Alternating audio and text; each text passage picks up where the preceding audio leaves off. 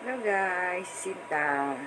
Senior cut ito, senior cut namin. Dadahin namin sa vet bukas. Sinta, di ba dadahin ka ng vet bukas? Kasi tinatamlay siya, hindi siya kumakain. Tapos, matakaw ito kasi nawala sa amin ito nung, dumating sa amin 2019 and then, lumaya siya ng 2020 pandemic and then, bumalik siya last year. So, pinakapo namin siya. Matakaw siya. Matakaw siya nang dumating siya. Siyempre, siguro nagutom siya sa labas.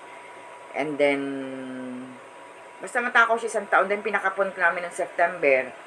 Naging tamlayan siya. Tapos, gusto niya ay mga hilaw na karne, giniling na baka, ganyan. Tapos, ngayon, umaayaw na naman siya.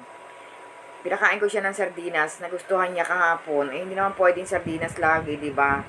Kaya bukas dadahin namin sa vet. Sisinila niya naman. Magaan na siya, 'di ba?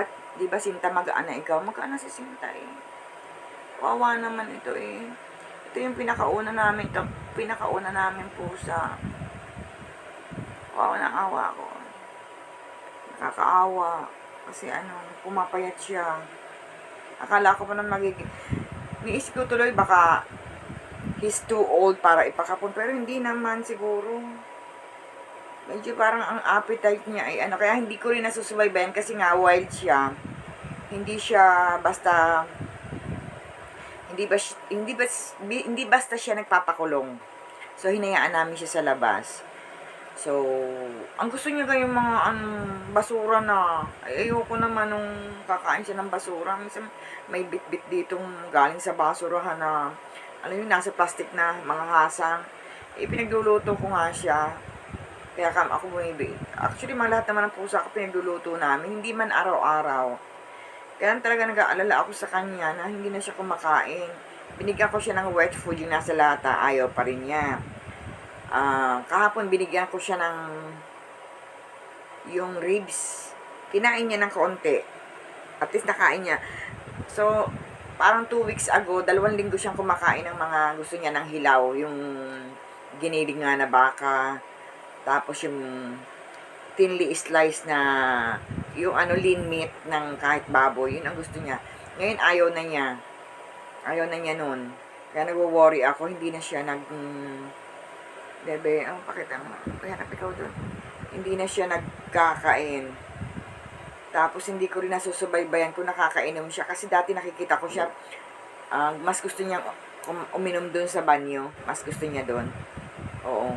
Gusto niya kasi nagpo-flow galing sa gripo yung tubig, kaya yun ang gusto niyang inumin.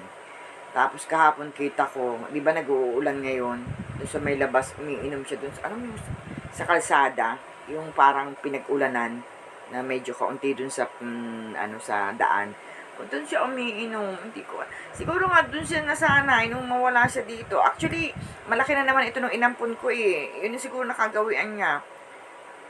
Kaya lang ngayon nag-i-stay siya sa kwarto kasi hindi bukas ang aircon. At saka napapansin ko lagi siyang may sipon. Siguro nga dahil matanda na siya, Kaya pipilitin kong makapunta ng vet bukas. Punta tayo sa vet, ha? Ha? Papareseta tayo ng vitamins mo. Kasi si Walad naman, si Kuya Walad kasi may vitamins naman ito, yung LCVit,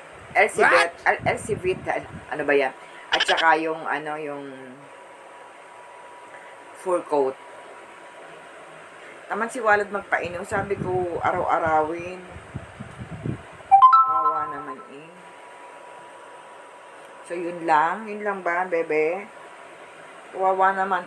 Ako pa naman ay yung gold ko ay mapataba siya, mapaganda ulit yung kanyang itsura. Kasi, nung nasa amin ito, yung unang dating ito, tumaba ito. Ang laki-laki na, parang tigrito. Ngayon, tinan mo, naunahan na siya ng iba. Ayaw talagang tumaba.